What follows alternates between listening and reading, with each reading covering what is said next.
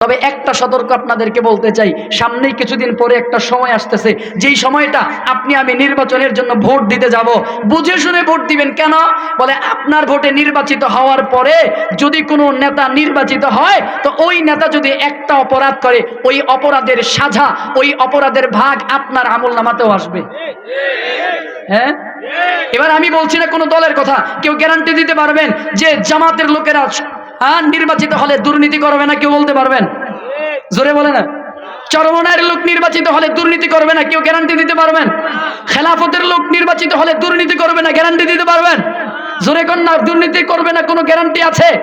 তো আমার নিজের খাইয়া নিজের বইরা, আমার কামাইয়ের টাকা আমি খাইলাম, আমার কামাইয়ের টাকা দিয়ে আমি পড়লাম, তো আমার টাকা দিয়ে কেন আমি গুনাহ ক্রয় করব? প্রশ্ন বুঝেন নাই? আমি আমার ইনকামের টাকা দিয়ে ভাত খাই, আমার ইনকামের টাকা দিয়ে আমি পোশাক পরি, তো 2 দিন পরে যে সময় আসতেছে, তো আমি কেন আমার খাইয়া আমার পয়রা আমার টাকায় কেন আমি গুনার বোঝা মাথায় নিব? আমি ভোট দিয়ে নেতা নির্বাচিত করলাম, নেতা যদি একটা অন্যায় করে, সেই অন্যায়ের গুনাহ আমার কাছে আসবে। যদি 2টা অপরাধ করে, ওই 2টার অর্ধেক আমার কাছে আসবে। যদি 3টা করে, 3টার অপরাধ আমার কাছে আসবে। তো আমরা কি বোকার স্বর্গে বসবাস করি? বোকা হয়ে গেলাম নাকি? নিজের খাইয়া নিজের পয়রা কেন নিজের আমল নামার মধ্যে গুনাহ ভারী করব?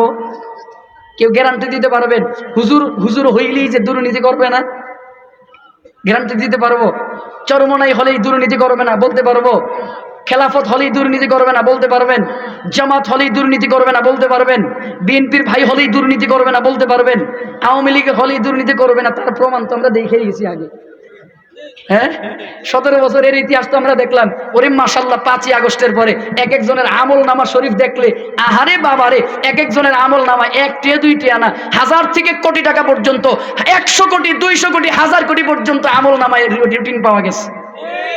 হ্যাঁ, তাহলে এই দুর্নীতি থেকে বাঁচতে হবে, নিজের আমলকে হেফাজত করতে হবে, নিজের আমল নামাকে হেফাজত করবো কেমনে? এবার আমনেগো সিদ্ধান্ত আপনারা নিয়েন, আমি আর কিছু কইতাম না। আমনেগো বুঝ, আপনারা যা মনে চায় তা করবেন। রাজি আছেন ইনশাল্লাহ? আল্লাহ বুঝার তৌফিক দান করুন। ইমান বিক্রি হয়ে যায় 10 টাকায়, মাথা বিক্রি হয়ে যায় 1000 টাকায়। অপেক্ষা করেন, কিছুদিন পরেই আসতেছে। হ্যাঁ, আরে বলে না, করা যায় না। অল্প কয়েকদিন অপেক্ষা করেন, আর 1000 টাকার বিনিময়ে মাথা বিক্রি হয়ে যাবে। এজন্য বলা হয়ে থাকে, কারো ইমানের দাম 10 টাকা, কারো ইমানের দাম 100 টাকা, কারো ইমানের দাম 1000 টাকা, আবার কারো ইমানের দাম লাখ টাকা। আলহামদুলিল্লাহ, এমন গোলাম আছে যাদের পায়ের সামনে 1000 কোটি আইনা ঢাইলা দিলেও ইমান বিক্রি করতে চায় না। এজন্য সাবধানতা অবলম্বন করবে, যেন একটা নোটের বিনিময়ে যেন আমার ইমান, আমার মগজটা বিক্রি না হয়ে যায়। আরেকটু বলবো নাকি? আবার রাগ করবেন না তো? হ্যাঁ, ইমান বিক্রি হয়ে যাবে আর কিছুদিন পরেই। 1000 টাকার একটা নোটের কাছে মাথা বিক্রি হয়ে যাবে, পরিবার বিক্রি হয়ে যাবে। সতর্ক থাকতে হবে। একটা সতর্ক বার্তা আপনাদেরকে জানায় দিতে চাই। আমি কোনো দলের কথা বলছি না, আল্লাহর কসম আমি বিএনপির কথা বলি না, আওয়ামী লীগের কথা বলি না। এই কান ধরে আপনাদেরকে বলি, আল্লাহর কসম আমি জামাতের কথাও বলি না, চরমনাইয়ের কথাও বলি না, হেফাজতের কথা, খেলাফতের কথা, কোনো সংগঠনের কথা বলি না।